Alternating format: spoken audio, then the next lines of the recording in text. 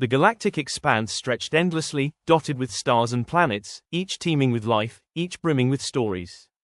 In the center of this vast universe, nestled within a spiral arm of the Milky Way, the human race had once been viewed as an insignificant anomaly, a curious but ultimately primitive species, bound by the limitations of their fleshy forms and primitive technology. Humans had always been underestimated. The other species, the Arcturans, the Veldari, the Dirac, the Sidrians, they all had their own histories of conquest and dominance. They had long since mastered the arts of war, diplomacy, and technology, establishing empires and galactic coalitions. But the humans were something different.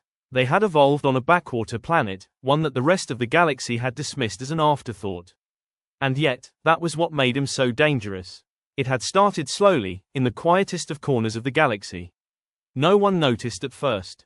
The Arcturans, famed for their long-range espionage, began noticing strange patterns in their communication systems. The Veldari, with their mastery over psychological warfare, began seeing the delicate mind games falter on the humans. The Sidrians, ancient and wise, recognized the cracks in their carefully constructed treaties. But they shrugged it off. They were so far above the humans. Surely, it was a coincidence. Then came the day of the event that would echo across the galaxy forever. It came without warning, without any signs that the human species was about to change the course of galactic history forever. The human fleet had been building for years, but no one had truly noticed. It was a fleet like no other, not as grand as the Arcturan dreadnoughts, not as sleek as the Sidrian battle cruisers, nor as terrifying as the Veldari war machines. It was a motley collection of old Earth warships, salvaged star cruisers, civilian freighters, and corporate trade vessels.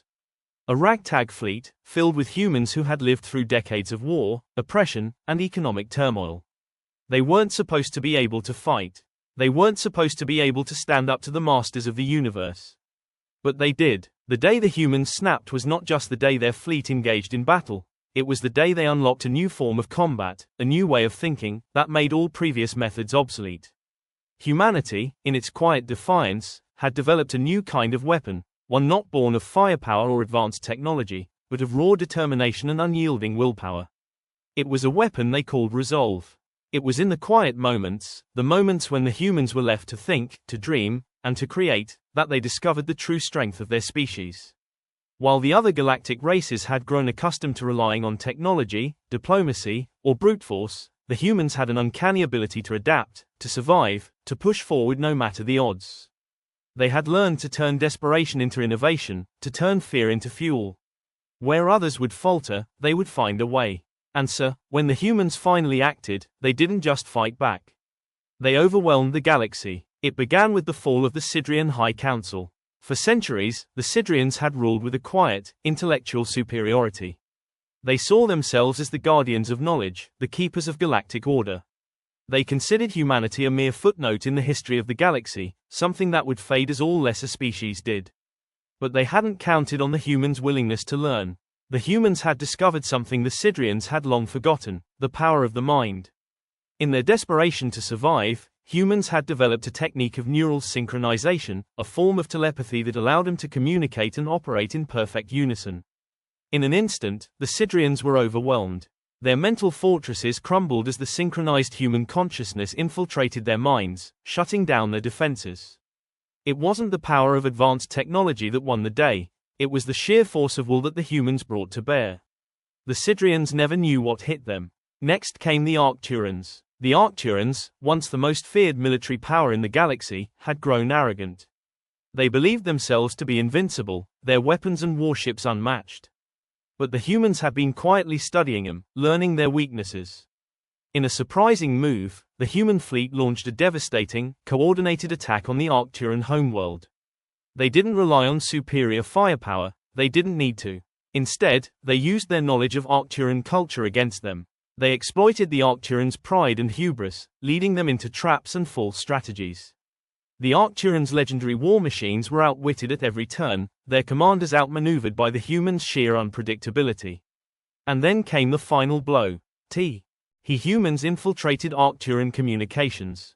They turned the very weapons the Arcturans had designed against them, using their own advanced technology to disrupt their fleets from within. It wasn't just a victory, it was an awakening. The galaxy trembled as the humans continued their march. The Veldari, who had once prided themselves on their mastery of psychological warfare, found their tactics useless against the humans. The Sidrians' vast archives, once impenetrable, were slowly cracked open by the relentless human drive for knowledge. Even the Dirac, known for their biological supremacy and genetic resilience, began to falter when faced with the human will to survive. The humans weren't simply fighting to win, they were fighting for something far more powerful. They were fighting for the future of their species. They fought for their homes, for their families, for the memory of their past struggles. Every battle was not just a battle for territory, but for their very existence. And that, the galaxy realized, was what made them unstoppable. The final turning point came when the humans, having liberated their homeworld from the looming control of galactic overlords, declared their intent to reunite the scattered, war-torn colonies that had once been part of Earth's far-reaching empire. They formed a coalition unlike any seen before, an alliance forged not in the fires of war, but in the ideals of liberty, justice, and mutual respect. The others had long since forgotten that it was humanity who first spread the message of unity, of freedom. But now, those ideals had come back with a vengeance. The human coalition grew quickly, attracting species who had once lived in fear of the galaxy's greatest powers. The Arcturans were forced to retreat, their fleets shattered. The Veldari, once the masters of manipulating entire species, found their influence waning as humans refused to yield. The Sidrians, left to ponder the unexpected turn of events, could only watch as their once formidable empire crumbled. But the humans were not conquerors. They were liberators. The day humanity snapped was not just a day of violence. It was a day of rebirth, a day when humanity reasserted its place in the galaxy, not as a footnote, not as an afterthought, but as a force that could not be ignored. It was a day when all the species of the galaxy learned the hard truth. No species would ever forget the day humans finally snapped, for that was the day they remembered what it meant to fight for survival, to fight for their homes, and to fight for something greater than themselves. And in that fight, humanity had proven something that no one could deny: they were the future.